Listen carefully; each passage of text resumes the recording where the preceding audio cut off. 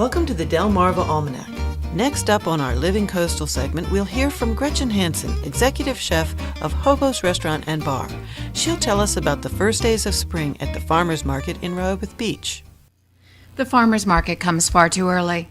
Each year I think I will step into a veritable Disneyland of fiddlehead ferns, baby asparagus, English peas, microgreens, and baby mizuna.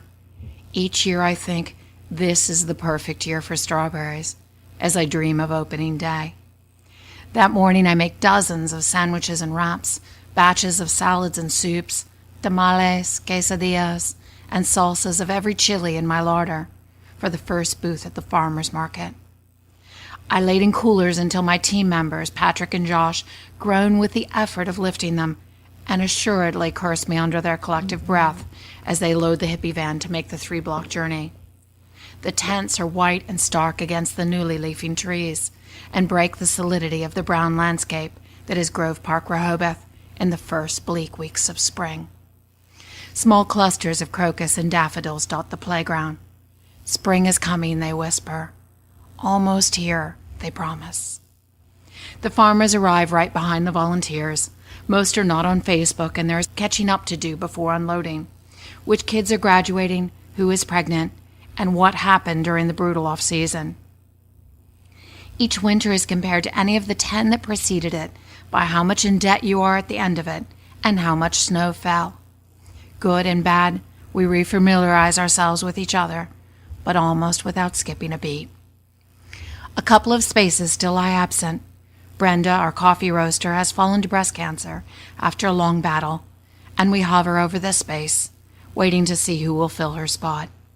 She was my first friend in this town, and my Rehoboth girlfriend sandwich with arugula, eggplant, olive tapenade, and pepper jack on toasted ciabatta is an homage to her. The tables quickly assemble, pots heat to bubbling, and smells begin to swirl through the market on soft little kitten feet. I have made a cannellini, kale, and exotic mushroom ragu, as well as shallot confit quesadillas with fig jam. I will be demonstrating confit techniques, as well as steam frying with hearty winter grains. I generally make the dish as simple as possible and use a technique-driven teaching style so that buyers can duplicate it easily at home. My favorite part of the market is in 15 minutes before the bell rings, declaring the market's official opening. This is when I get to do the restaurant shopping. No money exchanges hands, but I can check out all the produce, reserve, negotiate, and pre-order. I am careful not to take too much, so there is still plenty to sell. And I pay the full retail value so farmers are not hurt by selling to me. There is literally only asparagus and strawberries, a few scallions, maybe some leafy winter greens. It's like water to a man on the desert. But what I really want is not just water.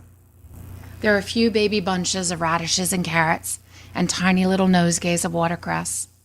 They are so pretty I want to take a picture of them, or just kiss them, and tell them I love them. But I tell the herb guy to let them go to retail buyers.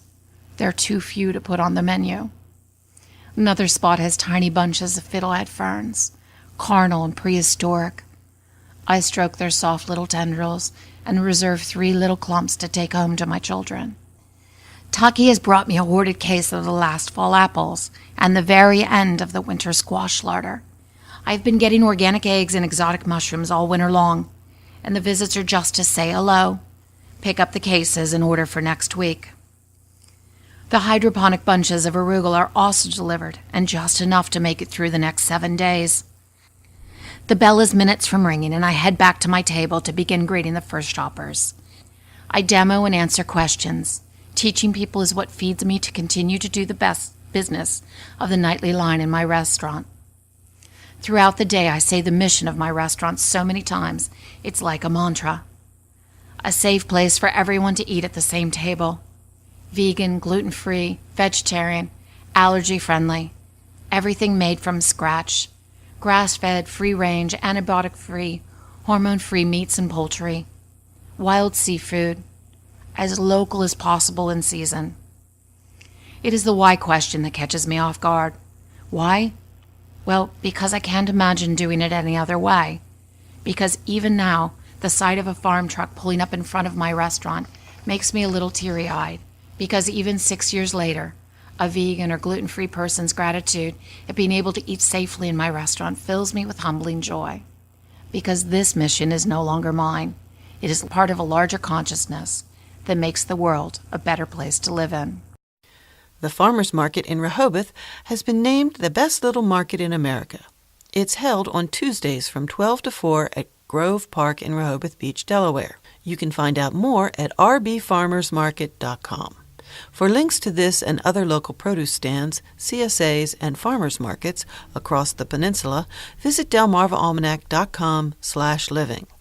By the way, that's also where you can find information about local home and garden events. We'd like to thank our community partners, the Friends of Delmarva Public Radio, and underwriters eatdrinkbuyart.com for their help in bringing this program to you, our audience. Our theme music was provided by Brightside Studio. This show has been a Moonshell production.